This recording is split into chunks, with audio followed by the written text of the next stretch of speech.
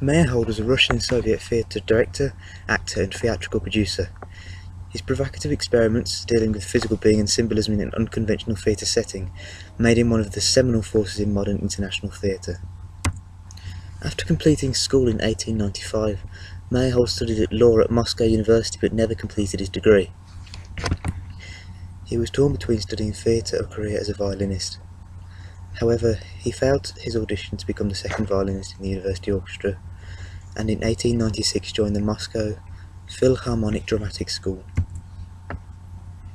After leaving the MAT in 1902, Meyerhold participated in a number of theatrical projects as both director and an actor. Each project was an arena for experiment and creation of new staging methods.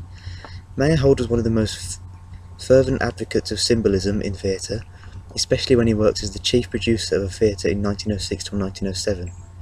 He was invited back to the MAT around this time to pursue his experimental ideas. Meyerhold continued theatrical innovation during the decade 1907 till 1917, while working with the Imperial Theatres in St. Petersburg, introducing classical plays in an innovative manner, and staging works of controversial contemporary authors. In these plays, Meyerhold tried to return acting to the traditions of commedia dell'arte, rethinking them for the contemporary theatrical reality.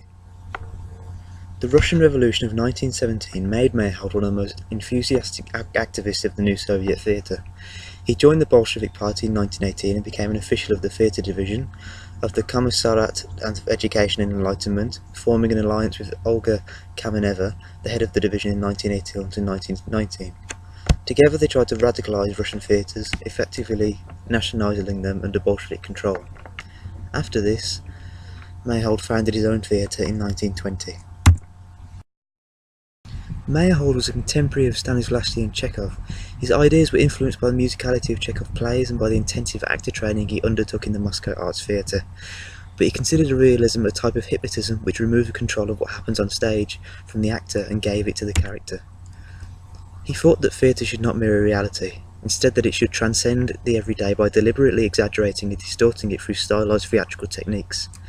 Meyerhold was interested in providing ways for his actors to create a form of theatre that would be inspiring because of its heightened theatricality, and he wanted his audience to be divided on its reception of the work and not just undergo a journey, as in realism, where the imaginations were not challenged. This means that he wanted his actors to create a form of theatre that inspired the audience to be engaged and to react in a different way than was the norm in the 20s and the 30s.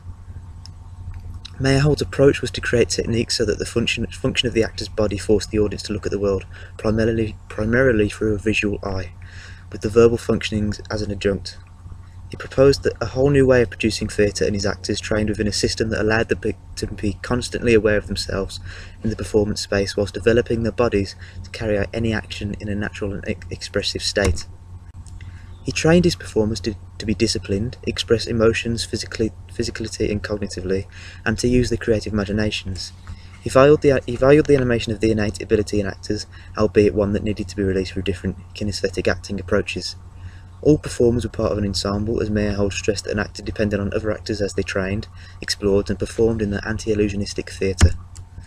The key theoretical principles of Meyerhold's anti-illusionistic theatre and approaches to acting are non-naturalistic theatre, stylisation, rhythm and music, the mask, the grotesque, biomechanics, Chaplin and montage.